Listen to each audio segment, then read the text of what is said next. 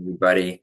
Hey, so I was thinking about it this week and today in particular, and I was asking myself, what's a bunch of crap that we hear a lot? And I was thinking about all the lies that we're told in today's world, and we've been told for a really long time about what it means to be a man and what masculine characteristics are, the traits, and what all there's just so many lies and so much crap out there that everyone's been saying what a man is or isn't, and now there's all this talk of, anything that has to do with masculinity is now toxic. So now we're as completely retarded and lost and clueless about our very own existence and what's inside of our DNA. So I just want to talk about some of the lies that we were told in today's world and we've been told for a long time now. And and I believed in every single one of these lies for most of my life. And I know it didn't do me any good. No one I've ever even talked to, it never did them any good. So it's learning that there are lies that we're told, and even though so many people might talk about them, even though everyone might talk about them, that doesn't mean that they're right. It doesn't mean that they're true. It doesn't mean that these things, act in these ways, becoming this kind of guy, indulging in any of this makes you more of a man. It doesn't. It makes you less of one. So some of those I wanted to go over today was, that one sensitive topic that no one likes talking about, but nonetheless we will. So talking porn, sex, outside of marriage, all this kind of crap. And when the world's telling you that porn is so normal, it's been normalized, that doesn't mean it's normal. It doesn't mean it's right. It doesn't mean it's good by any means, but it has been normalized. But it is such a horrible thing of getting into that it takes away from who you are because you lose your self-control. You don't have any. And that is not a good thing. That's a great trait to have is self-control.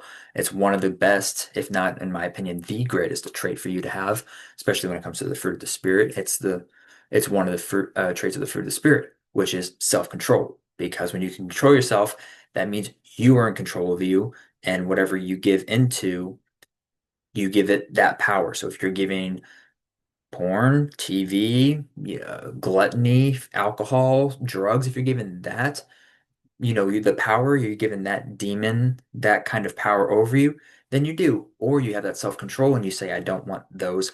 I want to give God the power over me. I want to give being good, intentional, honest, blah, blah, blah, blah, all the good things. But it's whatever you give the power to, and that comes through self-control. So if you don't have any, then you're 100,000% of the time going to go into the bad stuff.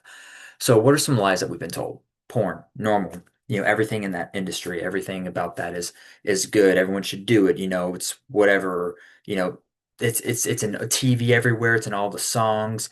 It's in everything everywhere you look. And the greatest of all men, all of them, who all the great men throughout the whole Bible, all of them, or not all of them, so but many of them have fallen to things like lust, like Samson. He was like the strongest guy ever. Fell into lust and temptation. You know, David, um, Solomon. These guys, they were like such great big guys in the Bible, and they did amazing things, and they did a lot of great work, but they still fell into that temptation of lust, and they didn't have that self-control. But I mean, like Joseph, he's the one who fled from it. I think he's like the only one that fled from it that I remember. But anyways, that was one thing that was interesting that I've heard is, how we're told to flee from it, not to fight against it, not to, think that we can take it on because we can't, we have to flee from it. So anyways, that industry in itself, evil, bad, wrong, it just messes you up. And I'm not even going into the science and the psychology behind all of that and what tests and studies and books and all these other, very, very educated and much smarter than me individuals who have gone over and studied this type of stuff for decades and what they say about it. So I'm not going into all that because I don't know it all by any means. But in short, we're told that the more chicks you sleep with, the more places you go out to club and have and drink and do drugs and have sex and all this worldly stuff, and how it makes you less of a man. At the very least, it makes you less of a man. It doesn't make you more of one because you've, you know, whatever the terminology is, bagged as many women, or, you've slept around as much, or your body count is higher than, I don't know, whatever else. None of that's good. None of that's great. It's all lies that we've been told. So working on getting out of that is going to be a very big thing that's going to be beneficial for you. Another one is about guys not being able to talk about their feelings and emotions. That has been such a huge one, especially since like I think it really became more prevalent since like World War II, maybe, because we're everyone's been told since forever, guys don't have feelings and emotions. They just bottle them up, they push them down, they swallow their everything, and they just don't talk about it. They just, you know, all these sayings, suck it up, be a man, and that's wrong. That's not how we do things. That's not how we should be because we are still emotional creatures. Now, we should not give into our feelings and emotions that just say whatever you're feeling in the moment. You shouldn't do that, but it completely ignoring them is not right either. So being able to find that healthy balance, which is why you need to have a tribe. You need to have a good group of guys that you can be around who can, you can be there for, they can be there for you, hold each other accountable, and you just have that good communion and camaraderie with and fellowship with other guys. But you can't do it alone. And again, I'm not a proponent of people being or of men being emotional and living in their feelings. I'm not for that, but being able to know how to listen to them, being able to know how to respond and to know what they're trying to tell you because they're trying to tell you something. And that God gave us those feelings and emotions for a reason. It's not so that we could just sit there and suffer in silence. I hate that. I hate all that crap that we've been lied to about, not being able to talk about it. Because that's just that not being able to talk about what you have going on has led to so many people offing themselves and all these years, and the number only keeps going up more and more. So being able to talk about it is a thing. Now, I would still say, yeah, go find the group of guys to talk to. I wouldn't say go sit crisscross applesauce and go talk to your girl or some girl and just tell her everything that's going on because she's not going to understand because she's not a dude. Go find your tribe and go talk with them who can understand. That's my short version of that. You know, some other crap that we get told is you have to do it alone, that you have to be this big macho guy that's all you have to do it all by yourself. There's no letting anyone else in, there's no getting help from anyone else, much less, giving the glory to God for allowing that thing to happen. And it's being told that, you have to do it. It's all on you by yourself, lonesome, blah, blah, blah. That's also bull. I'm not a fan of it.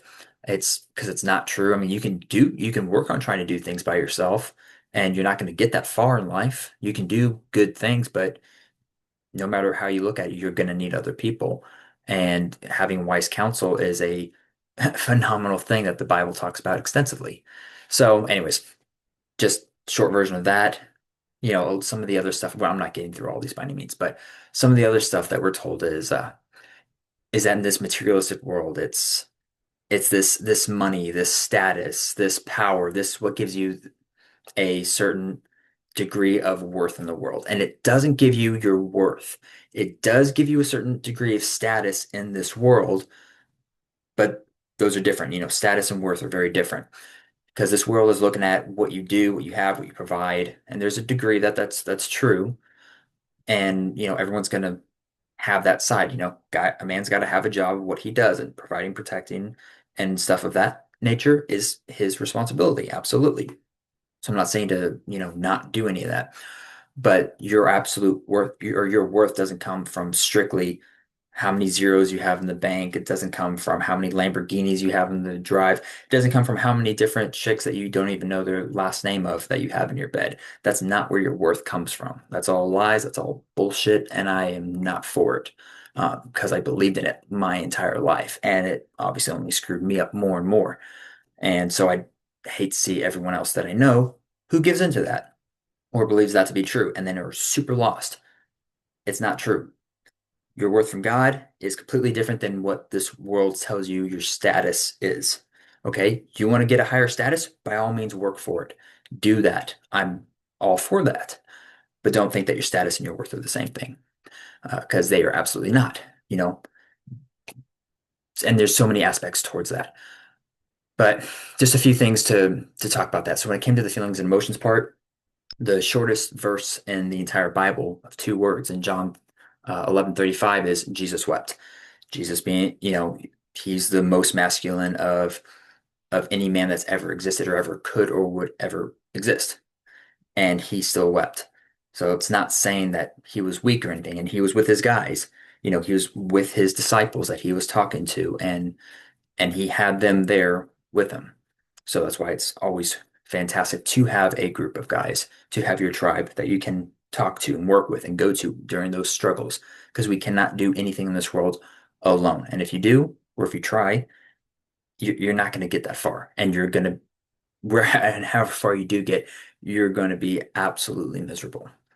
So the porn, the sex industry part. Sultan Saladin has this great saying that goes, "If you want to destroy any nation without war, make adultery or nudity common in the younger generation." And guess what? Just look at where we're at in today's world here, especially here in the West.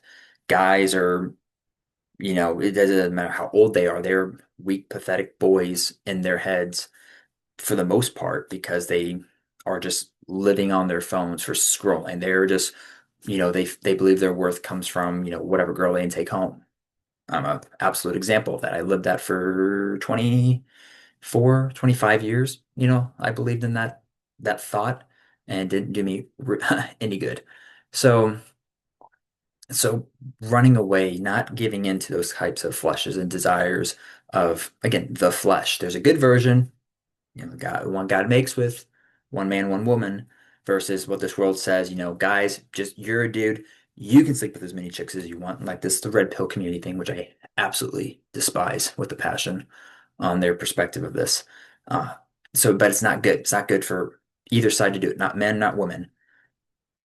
And then Psalm 107:28. This is just one of obviously many of the Psalms. But it says, then they cried out to the Lord in their trouble, and he brought them out of their distresses. So, like the Psalm, like the majority of the Psalms, is whenever David's talking about and pleading to God, he's being chased and he's going through a lot. And so he's crying out to God, not because David's so awesome because he can't do it by himself, but he's there because in knowing that he needs God, that he needs that protection and guidance and glory to God, and it's just the idea that we can't do it by ourselves and we need that higher power, God. We're not some ultimate being. We're not gods ourselves, right? We're just human fleshly things. And we need to have the ultimate God, the one and only, to be able to guide us. And so no matter how, again, David, he's the king that he had everything, he had everyone, he could get anything he ever wanted, you know, slayed everyone in battle. He was like the top G around, but he still, would struggle and he still needed to have God first in his life. When he didn't, well, that's whenever he ended up having some of his own problems. But it was all this is just to say there's a lot of lies in the world. Starting to feel like there's more lies out there than truths these days, but don't listen to them. Find out what the actual truth is. Find someone that you can look up to and respect and believe to be honest and listen to them, learn from them, read the Bible, develop and build yourself up. So, anyways, I can go on for literally hours. People who know me know that, but I hope that was able to give you guys a little bit of an idea or perspective on something, ways to think about how to go about your everyday life. And just if the world is telling you to do it, 99.9% chance don't do it because it's wrong and it's bad and it's full of the world. So, see what the Bible says. It's going to give you a lot more clarity and guidance of being able to do things the right way. So, anyways, much love, guys. Hope you all have a great week and have a good one.